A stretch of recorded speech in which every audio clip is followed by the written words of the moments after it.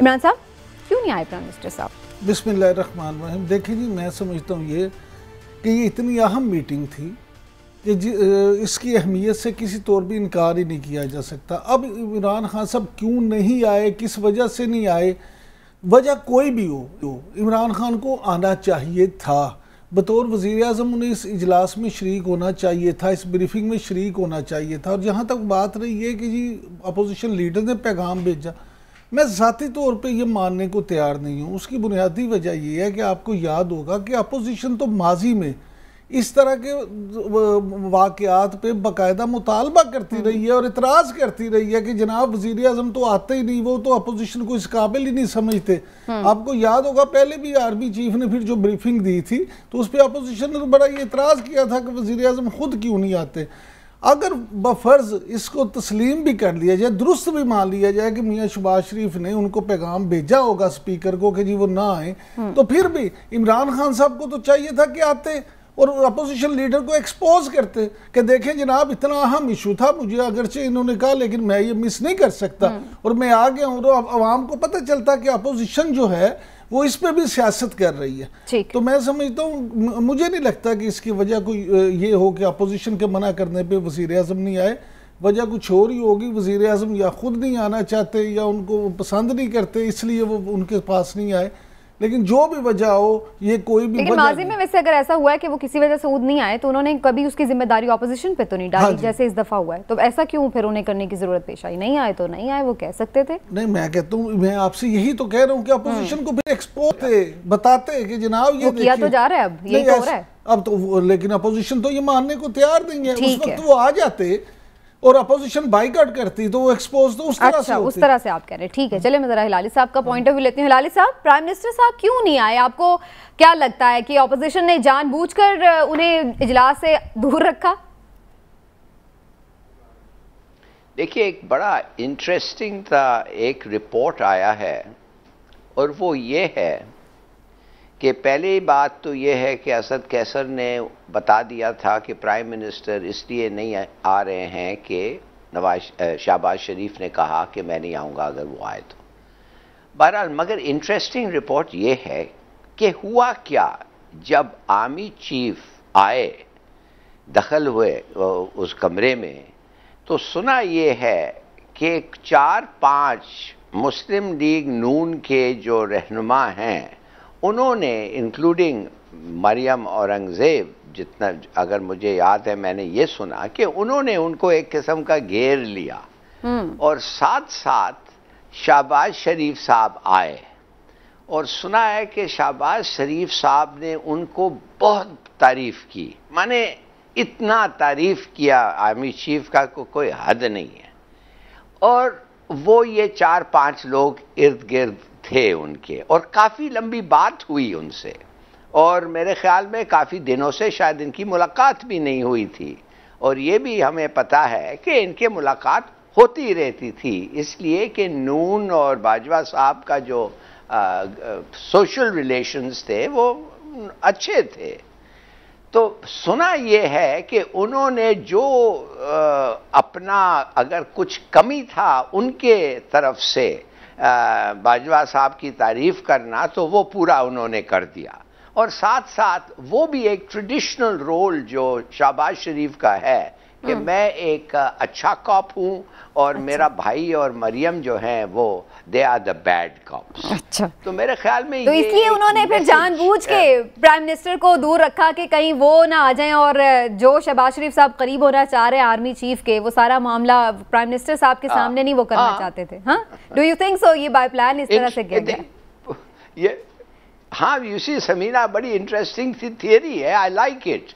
और मुझे इसलिए अच्छा लगा कि मैं भी कह सकता था कि भाई इमरान खान क्यों आए जब उनका आइडिया था कि ये ब्रीफिंग हो ऑपोजिशन का, उन्होंने ये सब चीज़ सुना हुआ था, तो उनका आने का तो कोई ख़ास ज़रूरत नहीं था। मगर ये जब मुझे पैगाम पहुंचा, आई थॉट कि मैं आप लोगों को ये बताऊं, इट्स वेरी इंटरेस्टिंग। ठीक है, वेरी इंटरेस्टिंग। इमरान साहब वैसे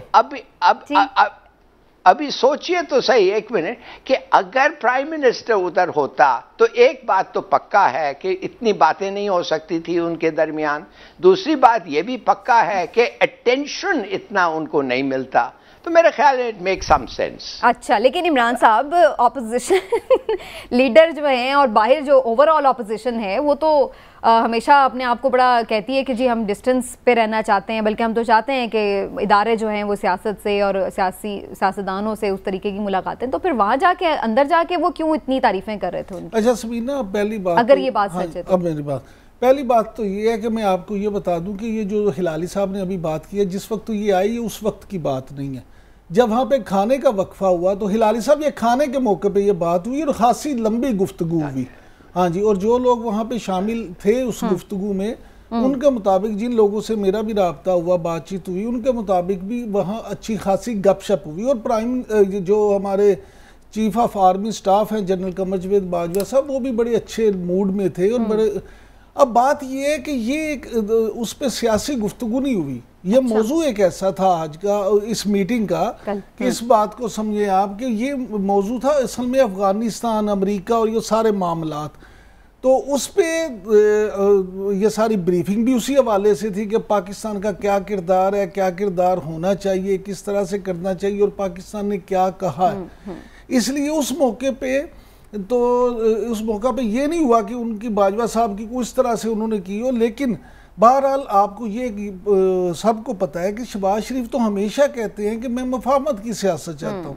और हिलाली साहब शहबाज शरीफ के जो करीबी लोग हैं और ख़ुद शहबाज शरीफ भी वो अच्छी तरह से ये बावर कराते हैं, बल्कि ख़ुद भी मीडिया में वो तो चाहते हैं कि इदारों के साथ मफाहमत के साथ चला जाए। तो अब अगर उन्हें ये मौका मिला था कि वो उस वक्त उनसे गुफ्तगू करते, तो मेरा ख्याल है कि प्राइम मिनिस्टर साहब ने उन्हें खुला मैदान दिया कि आप जैसे चाहें बात करें। इसलिए मैं कहता हूं, इसलिए मैं कह रहा हूं कि वजीर आजम साहब अगर वहां पे हो, वजीर आजम को वहां पे होना चाहिए था। हाँ। उसका उन्हें सियासी तौर पे भी फायदा होता। ठीक है, चलें, लेकिन इसमें अब बात यह है कि जिसने जिसको भी स्पेस दी, जिस तरह भी हुआ मामला, लेकिन इवेंचुअली एक अच्छी चीज़ थी कि तमाम ऑपोजिशन को ऑन बोर्ड लेना चाहिए था। लेकिन अब सवाल दूसरा बड़ा ये है कि क्या तमाम ऑपोजिशन अब मुतमईन है और क्या इन मामलात पर, जो कौमी सलामती के मामलात हैं, इन पर मजीद हम सियासत होता देखेंगे आने वाले दिनों में या नहीं? शेख रशीद साहब क्या बता रहे हैं कि अब ऑपोजिशन और हुकूमत जो है एक साथ नई राह पर चलेंगे, सुनिए ज़रा। पाकिस्तान की सियासत में एक बहुत बड़ा फर्क आने जा रहा है और मैं समझता हूं कि अपोजिशन और हुकूमत मिलकर एक नए राह पे चलने वाली है। 3 साल तक जो अपोजिशन हमें गिराने की बातें कर रही थी, ज़हनी तौर पर वो इत्तफाक कर चुकी है कि 2 साल इमरान खान के और हैं। क्यों हिलाल साहब, आपको क्या लग रहा है? सब अच्छे बच्चे बन गए अब और अब सब अच्छे तरीके से चलेंगे, पार्लियामेंट भी ठीक चलेगी और वो सारी जो मामलात थे अब सेटल हो जाएंगे? देखिए सबीना, कितना इंटरेस्टिंग ये मीटिंग था और एक लिहाज से बड़ा अच्छा था कि प्राइम मिनिस्टर नहीं थे तो लोग इनहिबिटेड नहीं हुए। देखिए मैं बताता हूं क्यों इंटरेस्टिंग था। कश्मीर का मामला जिस पे कहा जाता है कि हमारे इमरान खान कश्मीर खो गया है और किसी ने उसको कुछ नहीं हुआ। अब आप सोचिए, सौदा कर दिया, ये अल्फाज होते हैं ऑपोजिशन के। यस एग्जैक्टली, सौदा हो गया, कुछ नहीं गया, जो हर रोज कोई ना कोई उठ के कहता है ऑपोजिशन वाला। ये मामला आर्मी चीफ ने रेज किया, उन्होंने नहीं रेज किया। ठीक, अब आप और भी आपको बताएं और क्या आर्मी चीफ ने खुद क्या रेज किया? डिसअपियरेंसेस। आपको जो मैं अब जो लोग गायब हो जाते हैं, उसने कहा कि ये एक मेरा नंबर 1 प्रायोरिटी है, ये एक बड़ी बुरी बात है, एटसेट्रा एटसेट्रा, उन्होंने रेज किया। और ये भी अली वजीर और ये मोहसिन दावर और उनके हरकतें, आज मुझे जाके पक्का पता चला है कि जब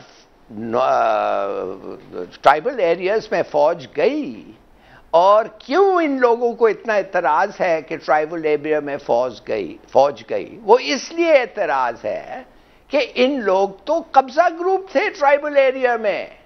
इट इज द फौज जो जाके कब्जा छुड़ा के वो लोग जो वाकई जिनका जमीन था उनको फिर वापस किया है। तो इसका एक हिस्ट्री है। देखिए इतनी इंटरेस्टिंग बातें हैं जो अभी पता चल रहा है। तो मेरे ख्याल में it's been a very good meeting. और मैं आपको क्या बताऊं कि एक ही चीज उन्होंने कहा है, आर्मी चीफ ने, जो मेरे ख्याल में मुनासिब है, मगर उसमें कुछ शायद ये हो कुछ। उन्होंने कहा कि देखिए, आप बेशक मुझे गालियां दे दें, मुझे पर्सनली अटैक करें, ISI चीफ को नाम लेके अगर आप कहना चाहते हैं हमारे खिलाफ कह दें, मगर फौज को, इस इदारे को जो आपके लिए जान देता है, दैट इज इम्परमिसिबल।